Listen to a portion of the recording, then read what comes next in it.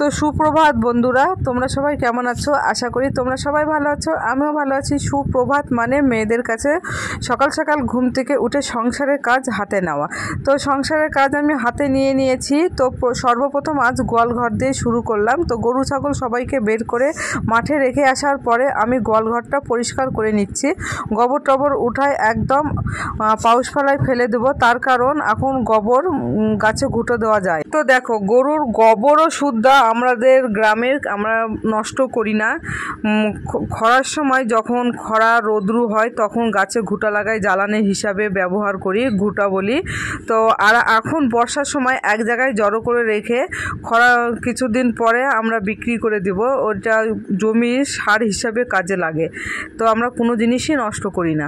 তো ঝটপট করে সম্পূর্ণ কাজকর্ম সারার পরে চলে আসলাম কলতলায়। কলতলায় প্রচুর বাসন পড়েছিল, তো বাসন টাসনগুলো পরিষ্কার মাজা ঘষা করার পরে তো আবার এখন স্নান পূজা অনেক কিছুই বাকি আছে। তো দেখো, মেয়েদের জীবন, বাবার বাড়িতে থাকতে কোনো কাজে গা লাগাতাম না, এখন কর্মক্ষেত্রে সব কাজই করতে হচ্ছে।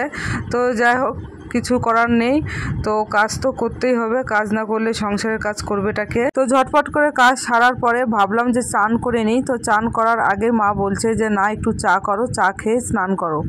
তো মায়ের কথা তো আর অমান্য করা যাবে না, যেহেতু বয়স্ক মানুষ, খিদে পেয়ে গেছে, সেই জন্য চা করে নিচ্ছি প্রথমে। তো এই টোস্ট বিস্কুটটা কার কার ভালো লাগে অবশ্যই বলো, সেই সুন্দর মচমচে টোস্ট বিস্কুট। তো চা ফুটছে, এই যে আমার বিস্কুট। তো আজকের ওয়েদারটা দেখো, সকাল 8টায় এত রোদ্রু, মানে দেখার মতন, মানে খুবই গরম।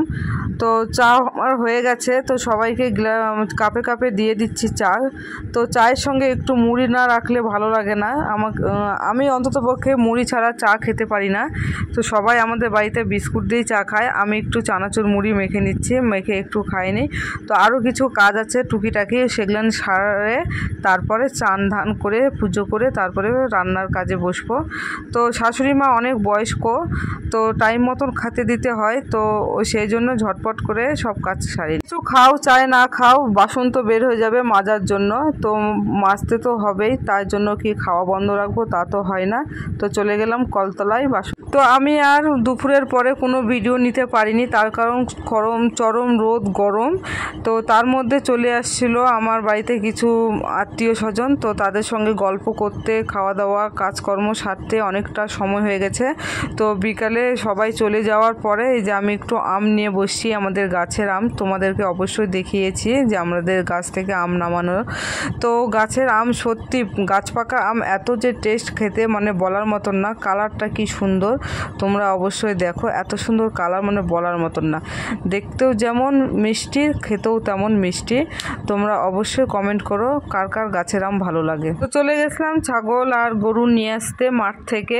নিয়ে আসে দেখো যে ছাগলগুলো কয়েকদিন ধরে আম খেয়ে খেয়ে এমনই অভ্যাস হয়ে গেছে, ওদেরকে নিয়ে আসার সঙ্গে সঙ্গে একটু করে আম না দিলে ঘরে পর্যন্ত চলে যায়, আম খুঁজে বেড়ায়। তো সেই জন্য ওদেরকে আমি কাটে কাটে আম খাওয়াচ্ছি।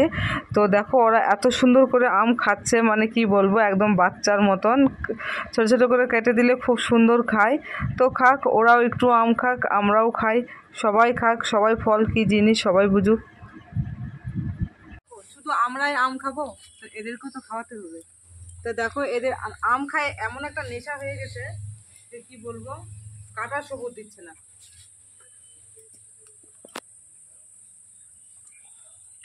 সেই জন্য আমি আগে থেকে আম কাটে রাখি, তারপরে এদেরকে খাওয়াই, দিই, ওরা আসলে দিই। তো আজকে আমার হয়নি সেরকমটা করা।